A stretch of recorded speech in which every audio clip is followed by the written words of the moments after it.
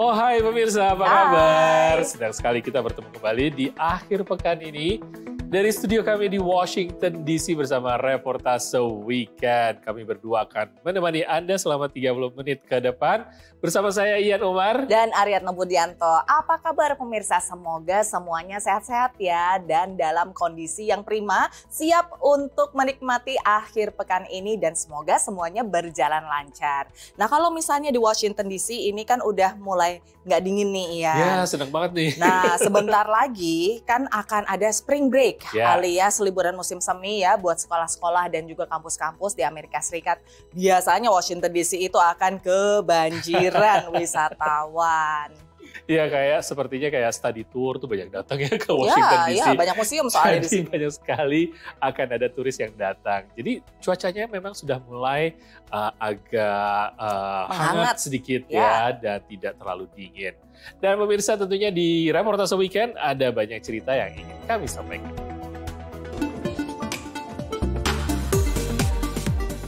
New York dan New Jersey diumumkan jadi tuan rumah laga final Piala Dunia FIFA 2026.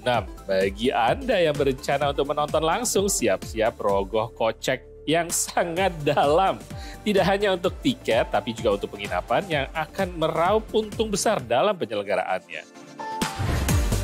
Suku anak dalam atau yang biasa disebut orang rimba yang tinggal di pedalaman hutan di Provinsi Jambi kebingungan untuk memilih dalam pemilu 2024 lalu.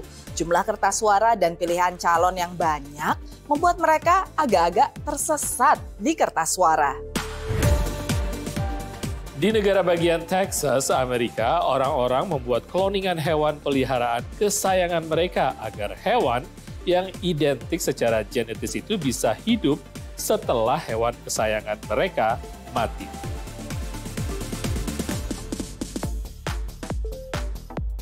Pemirsa, Piala Dunia tahun 2026 akan berlangsung di 3 negara, yaitu di Kanada, Meksiko, dan juga di Amerika. Tentunya akan meriah dan ramai sekali dan penyelenggaraan Piala Dunia akan berlangsung di musim panas, tepatnya dari awal bulan Juni hingga pertengahan bulan Juli.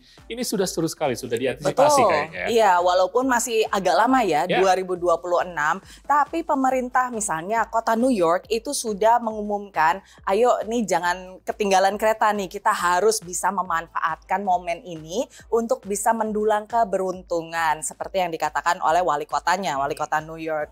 Nah, bagaimanakah persiapan kota-kota di New Jersey dan juga New York untuk mengantisipasi meriahnya Piala Dunia 2026 ini? Simak dalam liputan berikut. New York dan New Jersey diumumkan sebagai tuan rumah penyelenggaraan pertandingan final Piala Dunia 2026 mendatang. Stadium MetLife di New Jersey diumumkan jadi lokasi laga final pertandingan 4 tahunan ini. Pengumuman ini disambut baik oleh warga New Jersey. I've never seen the World Cup, and being that it's in New Jersey, maybe I'll actually have an opportunity to get there and bring my daughter. I coach her soccer team, so I feel it would be a really good experience for me and my daughter to both go. Muy emocionada, yo apenas recién me enteré y pues me da gusto saber que un evento tan importante se va a efectuar cerca aquí en New Jersey. Stadium MetLife berlokasi di New Jersey, kota satelit dari kota New York, hanya sekitar 30 menit berkendara. Hal ini diantisipasi akan membawa nilai ekonomi fantastis untuk kota New York. $2 billion predicted in economic revenue. We're looking at 14,000 jobs, over 1 million tourists. And the beauty of that, not every tourist or visitor goes to the game, spend money. We want them to go to Broadway to visit some of our beautiful sites. They should celebrate because they obtained the biggest game in the history of football. Di tahun 2026, Amerika akan jadi tuan rumah Piala Dunia bersama dengan Meksiko dan juga Kanada yang masing-masing akan jadi tuan rumah 13 pertandingan. Pertandingan di Amerika akan dilakukan di 11 kota yang berbeda di Amerika Serikat, termasuk pertandingan pembuka di Los Angeles dan final di New Jersey. Harga tiket final diprediksi mulai dari 30 juta hingga 100 juta rupiah. Meski secara geografis, lokasi stadion final ada di New Jersey, namun pertandingan final tetap di-branding dengan melibatkan nama New York. Analis sebut, ini justru memberi nilai lebih kepada turis. So it makes it ideal situation. That's why New York, New Jersey combination, because many international tourists, let's face it, they don't know New Jersey, right? So, and they know New York, and they might not even realize the proximity to New York City. Final Piala Dunia di Qatar 2022 ditonton sebanyak 1,5 miliar orang di seluruh dunia. Analis antisipasi perputaran roda ekonomi yang kencang untuk momentum ini. Industri perhotelan termasuk yang akan meraup banyak keuntungan. Yeah, I mean, look, every mega event, even as simple as Formula One events, that the rates are actually going up.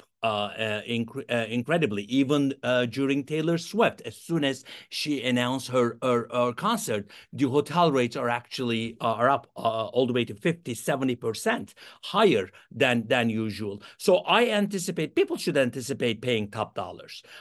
It's a supply and demand.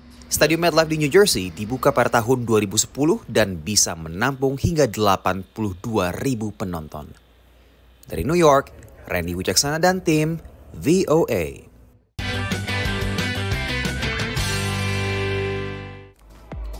Ya pemirsa, walaupun nanti finalnya akan berlangsung di New Jersey, New York, tapi Piala Dunia juga akan berlangsung di sejumlah kota besar di Amerika Serikat. Misalnya di Miami, Seattle, Los Angeles, dan juga banyak kota lainnya. Walaupun kali ini Washington DC di-skip.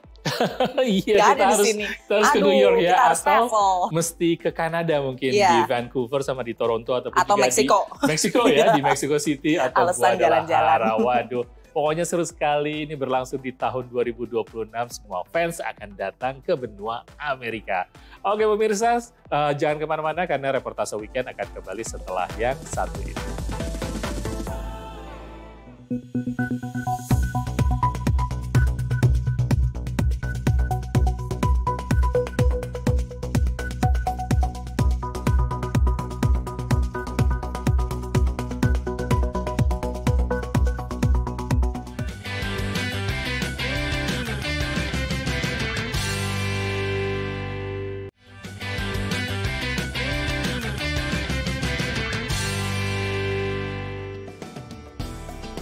Pemirsa, Anda masih menyaksikan reportase weekend dari studio VOA di Washington DC.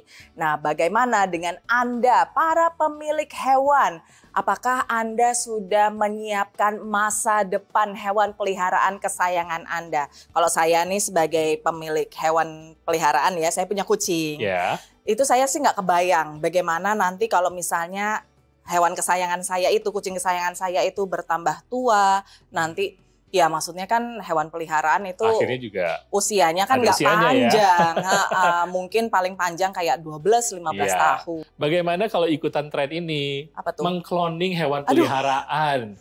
Ada tren baru di Texas yaitu mengkloning hewan peliharaan yang sebenarnya sudah mati, tapi karena kloningannya ini sangat identik dengan genetiknya dan sifat-sifat dari hewan tersebut, dan hewan itu bisa hidup sesuai dengan sifat-sifat yang ada pada hewan sebelumnya dengan hasil kloningan.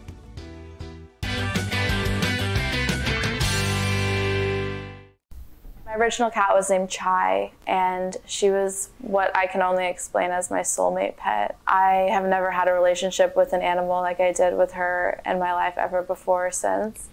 Ikatan emosional pelatih hewan Kelly Anderson dengan kucingnya begitu kuat, sehingga ia memutuskan untuk mengkloningnya. I struggled with depression when I had her. She saved my life more times than I can count. So it was very rough when she passed. Kelly pergi ke Viagen Pets and Equine, sebuah perusahaan cloning kucing, anjing, dan kuda yang berbasis di Amerika Serikat. Upon receiving the sample, we'll do a cell culture.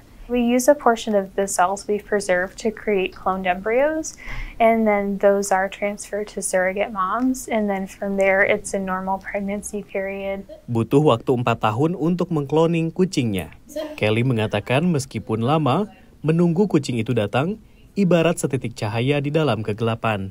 When I got the call that they had actually finally cloned her, I think I was in shock more than anything. Belle has different markings, and Her personality is different. I love her so much, and she is definitely like my heart cat, but it's not the same connection at all. And I never expected that or never wanted that. So the feedback that we get is that, the temperament and personality is quite similar, but they are still going to be their own unique individual. Cloning tidaklah murah. 6 tahun yang lalu, Kelly membayar $25.000 atau 390-an juta rupiah. I definitely took out a loan because I don't have that kind of money laying around. I'm just a broke dog trainer. I'm not Paris Hilton. Selebritas Paris Hilton menggunakan Viagen untuk mengkloning anjingnya dan menghasilkan 2 anak anjing baru. Musisi Barbara Streisand juga mendapatkan 2 anjing hasil cloning dari Couton de Toulier kesayangannya. Kelly, yang memiliki akun Instagram untuk Belle bernama Clone Kitty, mengatakan meskipun ia dapat banyak cacian di media sosial, ia tidak menyesal. It was never about resurrecting her or reincarnating her. It was, I just wanted a piece of her to carry on. Belle is that small piece of her. Kelly juga memiliki DNA dari anjing Siberian Husky miliknya, Ghost, yang disimpan di Viagen dengan harapan dia dapat mengkloningnya suatu hari nanti. Isu cloning hewan, baik untuk penelitian maupun komersial, masih menjadi pro kontra di Amerika Serikat. Sebuah survei pada 2018 oleh Statista menunjukkan 51% responden menganggap cloning hewan salah secara moral, dan hanya 40% yang menganggapnya bisa diterima. Dari Washington DC, saya Rio Tuasikal dan tim VOA.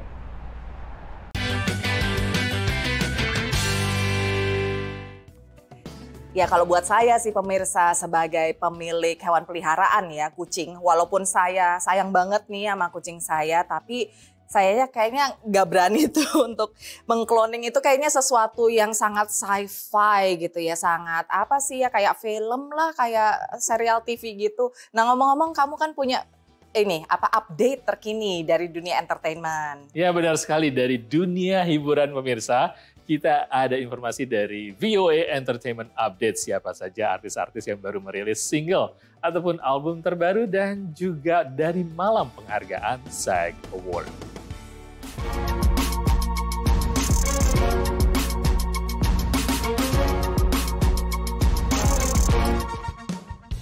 Hey guys, welcome to VOA Entertainment Update, your one-stop shop for everything pop. Mau nanya nih guys, kalau misalnya guys lagi down atau lagi stres, biasanya ngapain? Kalau aku sih suka dengerin musik untuk relax. Dan baru-baru ini ada musisi Indonesia yang memilih sebuah album yang pas untuk momen-momen galau. Check it out.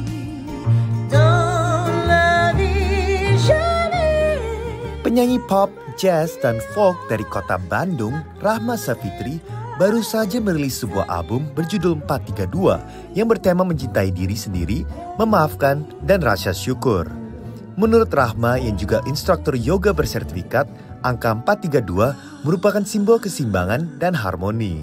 Album ini bercerita tentang bagaimana kita berharmoni dengan diri kita, dengan sekitar kita.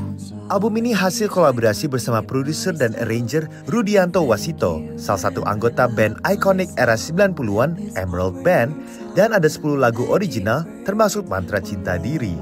Kalau menurut saya, mendengar 432 ini menjadi satu alternatif untuk penggemar musik di seluruh tanah air. Wajib denger deh. Masih mau dengerin lagu ciptaan musisi Indonesia? Langsung aja yuk bertemu dengan artis hip-hop yang sedang naik daun dari Indonesia, Reggie Levy. Like my name, Reggie Levy. It's Reggie Levy. Rapper muda Indonesia yang berbasis di California, Amerika, Reggie Levy, kembali merilis single hip-hop baru, Bless Yourself. Dia bekerja sama dengan rapper asal Amerika, Collie Seville, dan produser musik duo ternama, Dope Boys Music. Reggie Levy awalnya memukau fans dengan lagu-lagu unik yang menggabungkan genre hip-hop, R&B, dan pop dengan lirik lagu menceritakan pengalaman hidupnya. Dia sangat terinspirasi dengan ayahnya, Ari Ayunir, tak lain adalah drummer band legendaris Indonesia, Potret. Wow guys, sepertinya film Oppenheimer akan merajai hampir semua penghargaan bergengsi di musim penghargaan ini. Bahkan juga The SAG Awards yang baru saja berlangsung di Los Angeles. Film Oppenheimer karya Christopher Nolan berhasil merebut kategori SAG Awards yang paling diincar, Outstanding Performance by a Cast in a Motion Picture. Selain itu, bintang utama Oppenheimer, Cillian Murphy, dan aktor lawan mainnya, Robert Downey Jr., juga membawa pulang piala SAG untuk Best Actor dan Best Supporting Actor. Sementara itu, Lily Gladstone mencatat sejarah sebagai aktris berdarah suku asli Amerika pertama yang menerima piala aktris terbaik atas penampilannya bersama Leonardo DiCaprio di film Killers of the Flower Moon. Para aktor dan aktris TV juga sukses membawa pulang piala SAG Awards seperti aktor dan aktris Asia dari TV show Beef, Steven Yeun dan Ali Wong, Pedro Pascal atas perannya di Last of Us, serta Jeremy Allen White dan Ayo Edebiri untuk TV show komedi The Bear.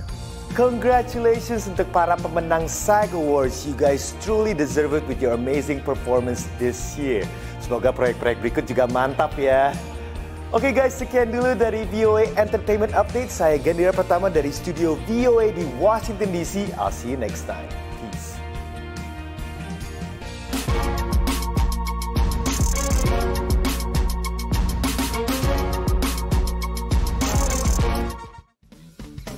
Wah, pemirsa, peluang film Oppenheimer ini kayaknya semakin besar nih ya. Setelah tadi menang di SAG Award dan sebelum-sebelumnya juga menang di beberapa award season lainnya ya. Betul. Nah, gimana nih? Pasti kayaknya peluangnya besar di Oscar. Di Golden Globe udah menang ya, di SAG tadi udah menang, di BAFTA di Inggris juga menang ya. Jadi bagaimanakah peluangnya di Oscar ini?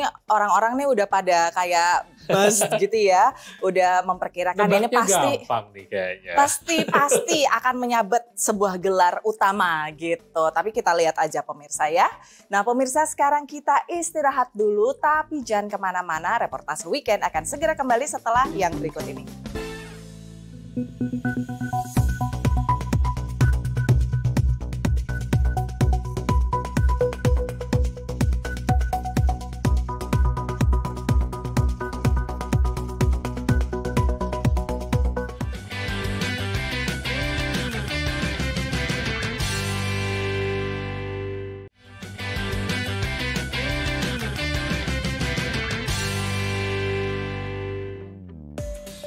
Pemirsa, Anda masih bersama Reportase Weekend dari studio kami di VOA di Washington DC.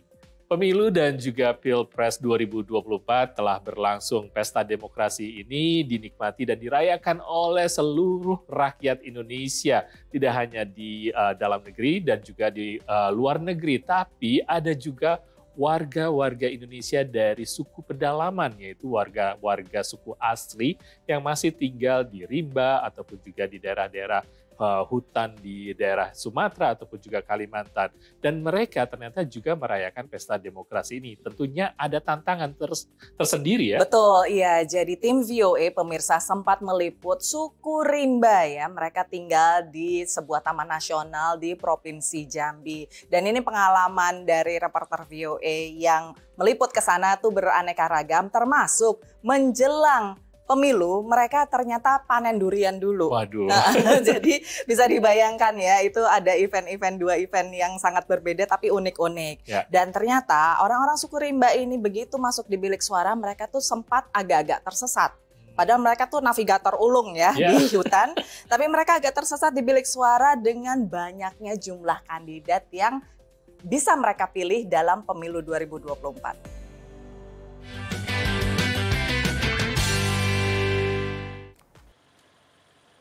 Sejak pagi, sejumlah orang rimba, sebutan bagi suku anak dalam yang tinggal di kawasan hutan Taman Nasional Bukit 12 Jambi, keluar dari hutan menuju TPS 006 di Desa Suban, Kecamatan Air Hitam, Kabupaten Sarolangun.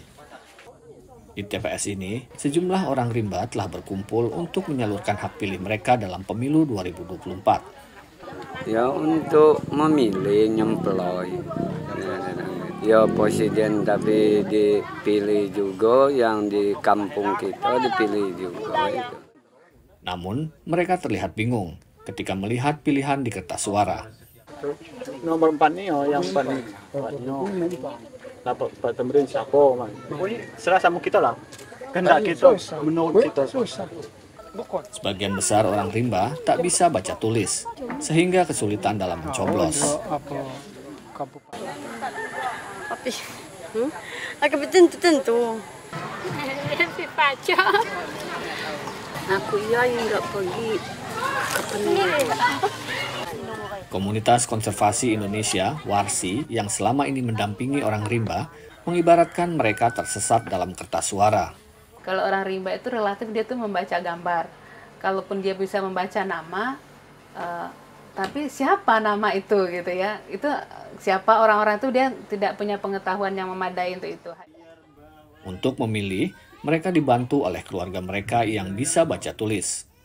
Dia udah tahu angka berapa ataupun nama-namanya siapa nggak tahu. Jadi perlu didampingi biar dijelaskan. Dia kan bilang namanya Mas ini, misalnya Pak ini. Jadi kita yang cari ini dia.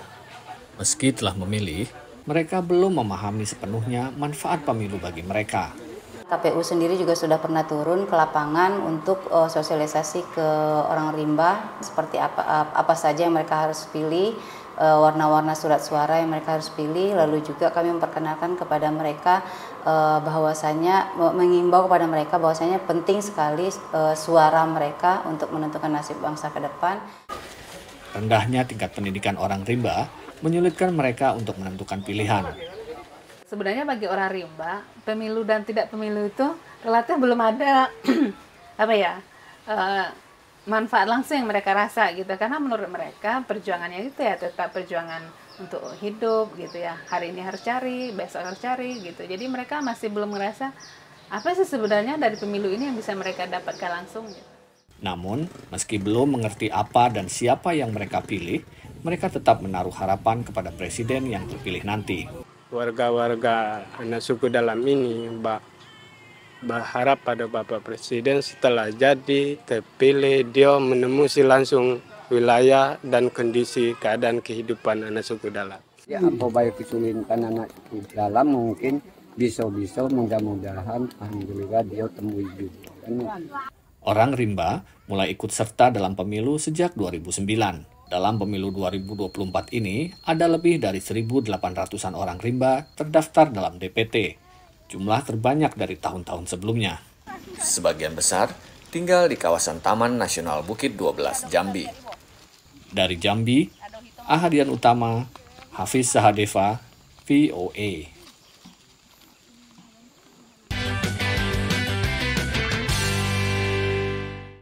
Ya, menarik sekali pemirsa. Jadi walaupun mereka banyak diantaranya yang tidak bisa baca tulis, tapi mereka tetap ya ingin exercising their right to vote, ingin menggunakan hak suara mereka. Penting. Jadi ini semangatnya tuh kan sangat besar ya. Semoga mereka semakin mendapat perhatian dari pemerintah baik daerah maupun pusat. Dan menurut data BPS atau Biro Pusat Statistik Indonesia, ada 1.340 suku bangsa di Indonesia.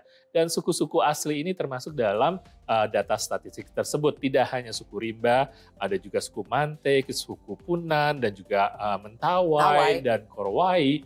Masih banyak lagi yang perlu mendapat perhatian dan ikut berpartisipasi dalam pesta demokrasi.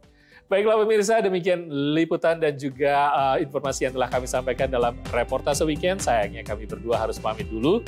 Saya Ian Umar. Dan Arya Nobuyanto. Jangan lupa untuk ikut dalam berpartisipasi dalam media sosial kami dengan handle VOA Indonesia. Terima kasih atas perhatian Anda pemirsa. Stay safe and stay healthy. Sampai minggu depan. Dadah.